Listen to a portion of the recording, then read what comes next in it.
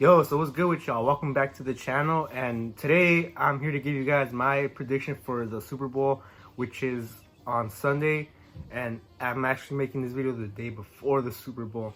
The reason that is because I had originally recorded my prediction video on Thursday, and I was planning to edit it on Friday and put it all together. So I actually did that. I put it all together, I edited it, and then I try to download it onto my phone so I could upload it to YouTube.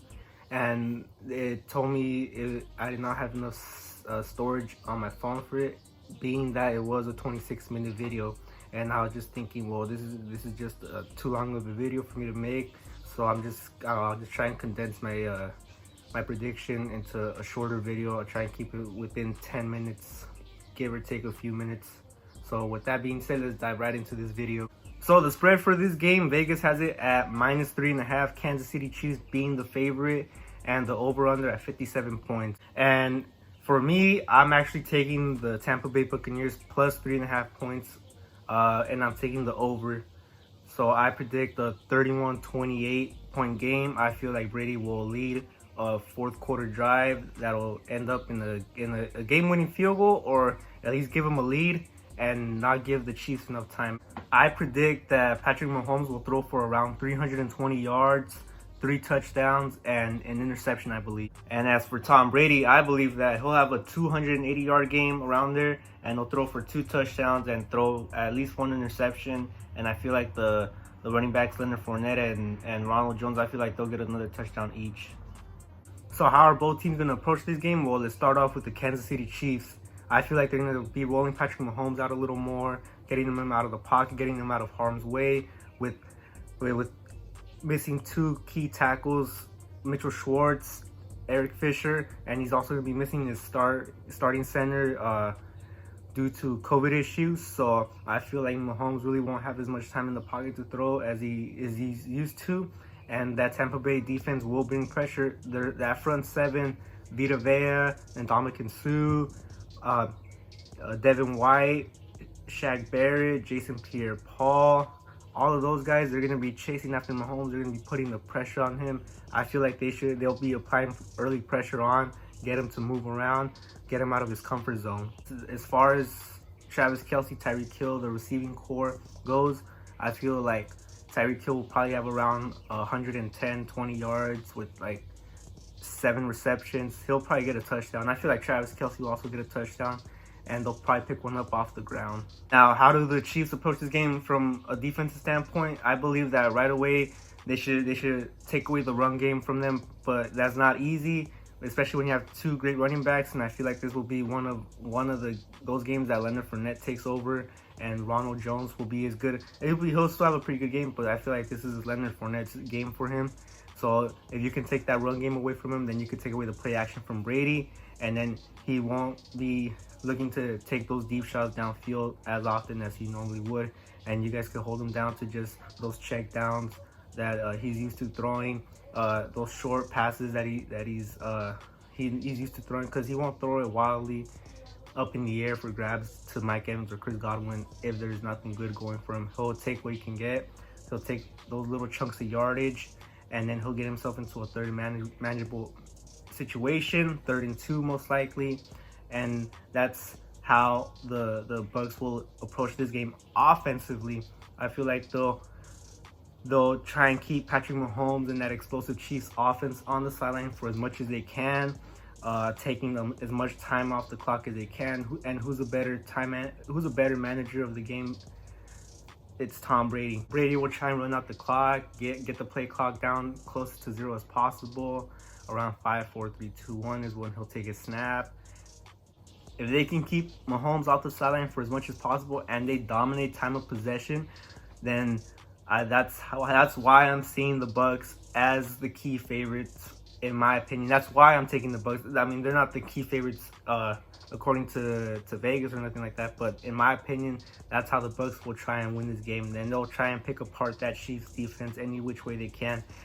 So it'll be interesting to see how this all plays out.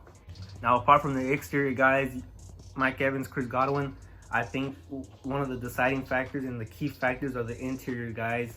And I mean that as in Cameron Brate and Gronk and Antonio Brown, I feel like they'll put him in the slot for this game. And this Bucs offensive line will do what they've been doing all season long, and that's protecting Tom Brady to the best they possibly can. They'll go all out on protecting Brady for this game. And I know Brady will not take no huge hits in this game.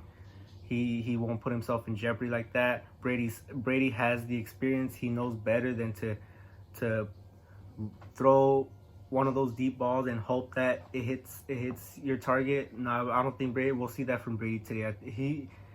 He'll play it really safe, I feel. Now, how do the Bucs approach this Kansas City Chiefs offense?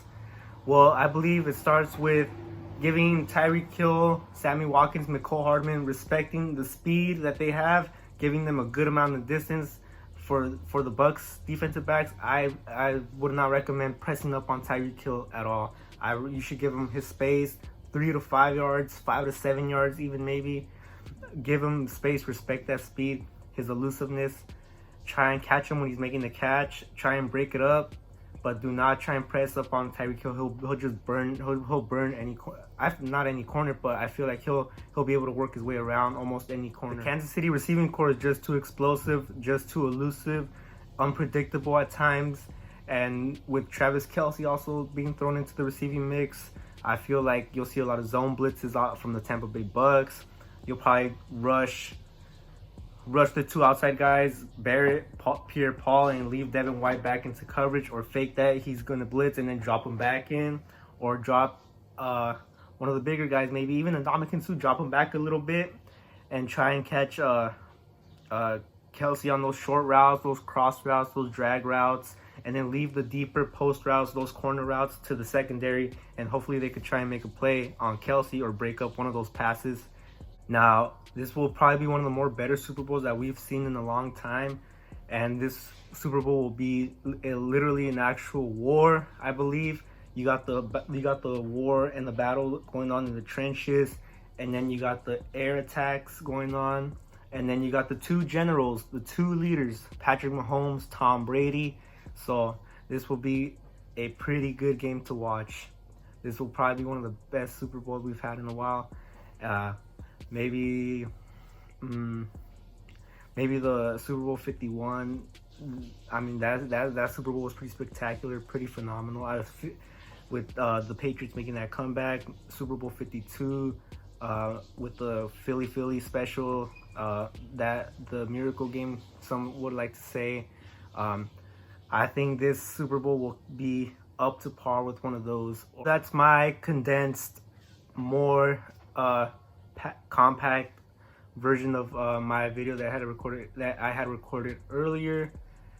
I wish I would have been able to upload the 26-minute video, but I know that I'm also not one of the most interesting voices to hear, and I'm not one of the most clearest and loudest voices to hear. So I mean, I would have probably bored the few viewers that I had for 26 minutes, and I don't want that neither for you guys. You value your guys' time, and I appreciate you guys sacrificing a bit of your time to watch the videos that I make, the content that I produce. So with that in mind, I just want to thank y'all, and it's been crazy because during this whole pandemic, who would have thought that we would have been seeing an actual Super Bowl game with fans allowed in attendance? So many of us didn't even think the NFL season would happen, but here we are, and we've made it this far, and it's pretty phenomenal what's transpired, and just a good job from everybody, from the medical staff, the medical workers in the league, to the players themselves, to the coaches, all the training staff, all of that. So like the saying goes, in the back of the end zones, it takes all of us, and they also wear it on the back of the helmets. It takes all of us, and that is pretty true. It does take all of us, from fans to players to ownership to the medical experts on the outside. It does take all of us, and it took all of us to make this NFL season happen. And what a better way to end it. One of the best games we've probably had in a while. One of the best Super Bowls we've ever had in a while. Tampa Bay Bucs. All the talent on offense: Mike Evans, Chris Godwin, Antonio Brown. And then you got the GOAT, Brady. And then on defense, you got Devin White playing with a chip on his shoulder after being snubbed from the Pro Bowl. Jason Pierre-Paul, rejuvenated. Ndamukong Suh and Vita Vea on that defensive line. And then Shaq Barrett, Antoine Winfield Jr. The list goes on. The talent on this team is crazy. Leonard Fournette. And then you got this explosive Kansas City Chiefs team. Andy Reid, one of the best coaches there is in the game at the moment. An offensive-minded genius, Patrick Mahomes. Many who think he's the next GOAT who will top Tom Brady. I hope he accomplishes a lot in the league, and we'll just have to wait and see how things go, if he will outplay Brady, outwin Brady. But only time will tell, and right now let's just enjoy it. Tyreek Hill, elusive, so wonderful to watch. He just makes people miss. He's so quick. He's phenomenal. Travis Kelce, one of the best tight ends in the game right now, looking to get up there with Gronk on one of the greatest tight ends ever. And then Sammy Watkins, McCole Hardman. This Kansas City Chiefs offense is crazy. Clyde Edwards-Helaire. I'm a pretty big fan of Clyde Edwards-Helaire. I think that he's had his ups and downs this season, but I hope he has a great Super Bowl, a pretty good Super Bowl. I don't think he'll be one of the biggest factors in the game, per se, but hopefully he could get his chunk of yards in. As also with Le'Veon Bell, Darrell Williams, and then that Kansas City Chiefs defense. It's a pretty phenomenal defense. One of my favorite safeties, Tyrann Mathieu. I loved watching this guy from his days in LSU. This guy was just crazy, the honey badger. And then you got Chris Jones, you got Frank Clark, and that one guy, Passignon, just a pretty phenomenal Kansas City Chiefs defense. Rashad Fenton, you got Breeland. It's crazy that, and you know, I love football as much as anybody else, and it just brings joy to me that like we could enjoy some good football, some pretty good football, and we got through this pandemic, so that just means a lot to me. And you know, in the off season, I plan on recording more videos, discussing more on the trade block. You know, I still got my segment with reviewing the rookies, so I'll be continuing with that. And then, you know, I want to get into it with the whole Dak Prescott situation, and then also with the whole Deshaun Watson situation once that happens, once that's said and done. And so yeah, it's just been a crazy season. I know I started this channel really late, around the time of the championship games, so you know, we'll only make this channel grow, and I appreciate every single one of you guys. My few subscribers that I have, it just means a lot. And with that said, it's Saturday, February 6th. Tomorrow's a Super Bowl, so y'all go out, enjoy, have a good time, be safe, drink responsibly, but spend this time with those that you love. What's better than football with your friends, with your family, the people that you love, your inner circle? So yeah, that's what I'm finna do. I'm finna go have a good time. I'm finna go enjoy this game. I'm finna go spend it with the fam. We're gonna barbecue. So yeah, that's that. So with that in mind, you know, if you haven't already, like, comment, subscribe. Let me know what you guys think. Give me your guys' thoughts and opinions, because I also want to learn from you guys. I want to see what you guys see and try and get that type of perspective for this game. So with that in mind, y'all be cool, y'all be easy, and I'll catch y'all in the next video. See y'all.